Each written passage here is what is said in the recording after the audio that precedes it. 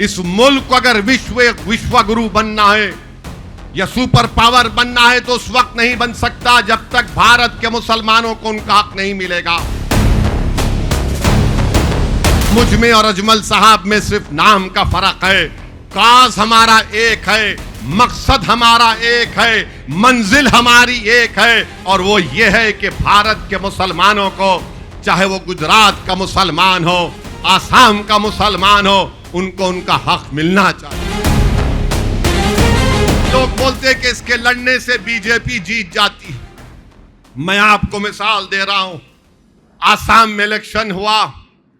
आसाम में मौलाना बदरुद्दीन अजमल साहब की पार्टी है AIUDF। उनके 15 MLA हैं। उन्होंने मुझे फोन करके कहा, असद भाई आसाम को आ जाओ, आकर मेरी तायीद करो। मेरे पास आसाम के बड़े बड़े लोग आए, बहुत बड़े लोग थे, नाम नहीं लूंगा। उन्होंने कहा आप मत जाओ, बदरुद्दीन अजमल कमजोर हो जाएंगे, हम मजलिस का झंडा पकड़ेंगे, हम मजलिस को आसाम में मजबूत करेंगे। उसमें कई कांग्रेस के लोग भी थे। मैंने कहा मैं अपनी जमात को उस जगह पर लेकर नहीं जाऊंगा जहां पर एक मजबूत जमात है जो मुसलमानों की खिदमत कर रही है। मैं उनकी कमजोरी को देखकर खुश नहीं हो सकता। मेरा काम है कि मैं जाकर उनकी मदद करूंगा। मुझे बहुत रोका गया। मैं 2 दिन आसाम को गया। 2 दिन में करीब 10-12 विधानसभा में जाकर मैंने बदरुद्दीन अजमल साहब की पार्टी के लिए तायीद में जलसे किए। लोग मुझसे पूछ रहे थे कि तुम हैदराबाद और सब छोड़कर आसाम को आ गए। मैंने कहा मुझ में और अजमल साहब में सिर्फ नाम का फर्क है। काज हमारा एक है, मकसद हमारा एक है, मंजिल हमारी एक है, और वो ये है कि भारत के मुसलमानों को, चाहे वो गुजरात का मुसलमान हो, आसाम का मुसलमान हो, उनको उनका हक मिलना चाहिए।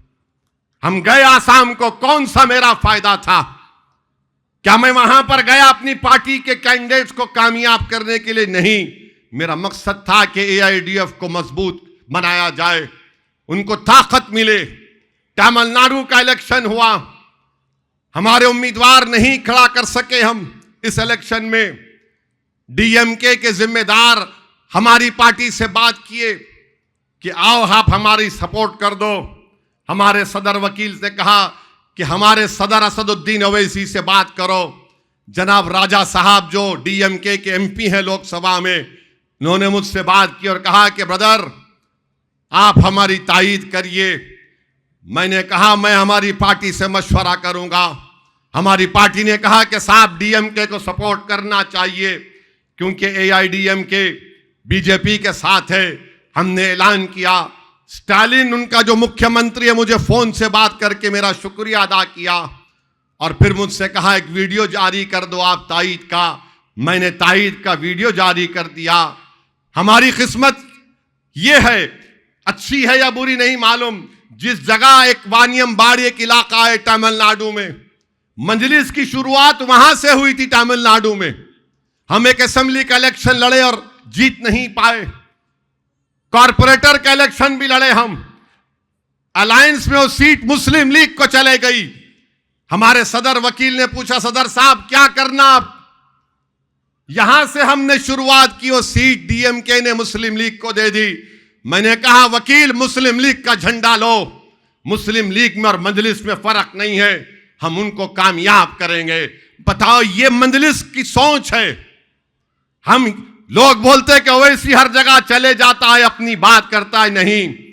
मेरा मकसद एक ही है कि भारत में इस मुल्क को अगर विश्व गुरु बनना है या सुपर पावर बनना है तो उस वक्त नहीं बन सकता जब तक भारत के मुसलमानों को उनका हक नहीं मिलेगा।